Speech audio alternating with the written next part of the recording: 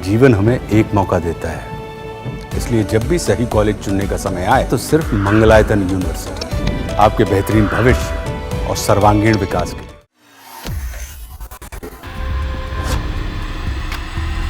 पाकिस्तान के लिए जासूसी करने के शक में यूपी एटीएस ने सीलमपुर में रहने वाले मोहम्मद हारून को गिरफ्तार किया है। यह शख्स दोहरी जिंदगी जी रहा था। 3 बच्चों के पिता हारून ने घर वालों को बिना बताए पाकिस्तान जाकर अपनी बुआ की तलाकशुदा बेटी से दूसरा निकाह कर लिया था। उसकी इस निकाह का राज घर वालों के सामने तब खुला जब वह 2022 के बाद फिर से पाकिस्तान जाने की जिद करने लगा।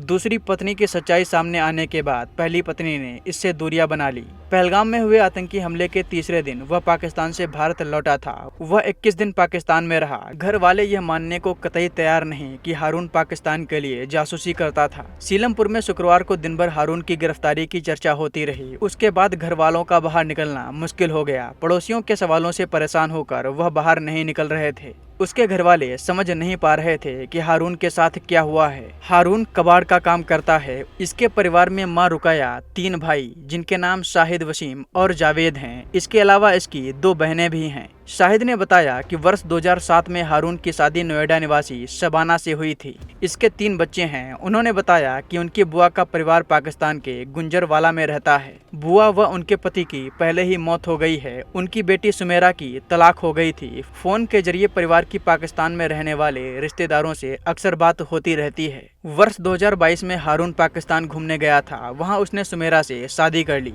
परिवार ने बताया कि वहाँ से दिल्ली लौटने के कुछ महीनों बाद वह फिर से पाकिस्तान जाने के लिए कहने लगा। इस पर परिवार ने आपत्ति जताई तो उसने बताया कि उसने बुआ की बेटी से दूसरी शादी कर ली है और उससे मिलने ही वो पाकिस्तान जा रहा है। दूसरी पत्नी से उसे कोई भी बच्चा नहीं है। वह 2022 से लेकर 2025 के बीच 5 बार पाकिस्तान जा चुका है। आखिरी बार वो इस साल 5 अप्रैल को पाकिस्तान गया था और पहलगाम हमले के बाद 25 अप्रैल को वह दिल्ली लौटा था। परिवार का दावा है कि हारून अपनी पत्नी से पाकिस्तान मिलने जाता था। इसके अलावा घर का कोई सदस्य कभी पाकिस्तान नहीं गया। वह पाकिस्तान उच्चायोग में तैनात कर्मचारी मुजम्मिल के संपर्क में कैसे आया, इस बारे में कोई जानकारी होने से मना कर दिया गया। यह भी दावा किया गया कि हारून ने सीलमपुर में रहने वाले किसी भी व्यक्ति को पाकिस्तान नहीं भेजा। यूपी एटीएस के 2 पुलिसकर्मी बुधवार रात के वक्त सादे कपड़ों में हारून की मां के घर पहुंचे। दरवाजा खटखटाया तो हारून का बड़ा भाई शाहिद बाहर आया। उन्होंने शाहिद से कहा कि वह जांच कर रहे हैं कि पहलगाम में हुए आतंकी हमले के बाद कौन कौन पाकिस्तान से दिल्ली आया है।